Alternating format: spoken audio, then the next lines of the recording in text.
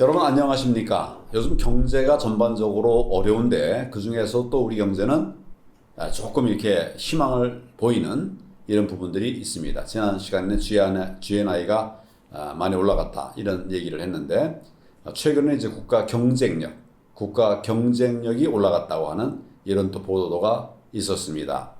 지난 6월 18일 정부는 IMD 국가 경쟁력 평가에서 우리나라가 67개 가운데서 20위, 이게 간단한 게 아니죠. 20위로 역대 최고를 기록했다. 이런 발표가 있었습니다. 이게 주로 어떤 내용인지 한번 설명을 좀 해주시겠습니까? 예.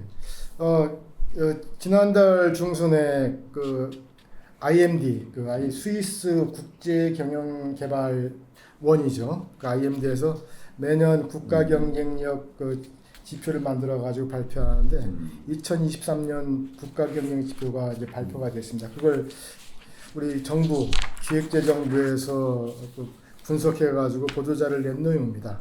첫 번째가 한국의 국가 경쟁력이 작년도에는 28이었는데 금년에는 21로 많이 오른 거죠. 예, 8단계 올라가면 상당히 많이 올라갔죠. 예. 그게 역대 최고 등급이었다라는 얘기를 하고, 또 이걸 또 이제 3050 클럽이라는 옛날 많이 했었죠. 예. 소득이 3만 달러를 넘고 인구는 5천만 명이 넘는 나라. 그 나라들만 가지고 평가를 해보면은 한국이 미국에 이어서 2위더라 이런 얘기를 하고 있고, 또 아시아에서만 보면 그래도 이제 아시아에서는 순위가 좀 떨어지는데 항상 싱가포르 1등이거든요. 싱가포르 1등, 홍콩이 그다음 중국이 대만 중국인데 그게 이제 한국이 5번째입니다. 근데 일본은 38인데 한국이 20이면은 상당히 높은 수준이죠. 예, 그런 내용이 이제 보도가 되었던 내용입니다. 일본 얘기를 또 말씀하시니까 사실은 이제 한 20-30년 전만 해도 네. 일본은 따라 잡는다는 거는 불가능한 것으로 그렇게 생각을 했었던 것 같아요.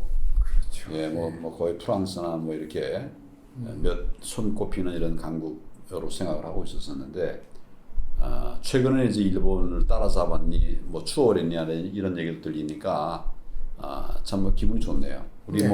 옆에 있는 나라고 우리하고 많이 경쟁하는 그런 나라이긴 하지만 그래도 어떤 그런 나라와 함께하면서도 우리가 여러 가지 지표들이 올라가고 있다. 이건 굉장히 좋은 그렇죠. 생각이 듭니다. 네.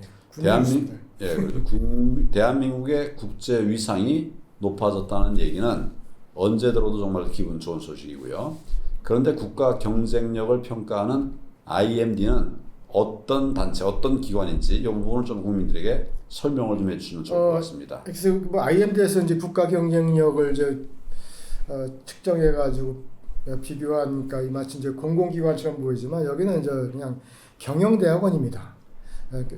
정확한 International Institute of Management and Development, 경영개발원이라고 그러는데 스위스 로잔에 있는 MBA 코스를 전문으로 하는 경영대학원이고요. 여기 이제 경영대학 교수들이 이제 이걸 만들었는데, 예전에 스위스는 두 개가 있어요. 스위스는 세계 경제 포럼에서 만든 글로벌 컴페티티브 인덱스라는 게 70년대부터 계속 만들어왔다. 아마 IMD도 거의 같이 하다가 90년대부터 이게 서로 이렇게 따로따로 만들어져 가지고 IMD에서는 이제 월드 컴페티티브 인덱스에서 WCI 지표를 만들고, 여기 이제 아까 말 64개국 정도 들어오죠. 예.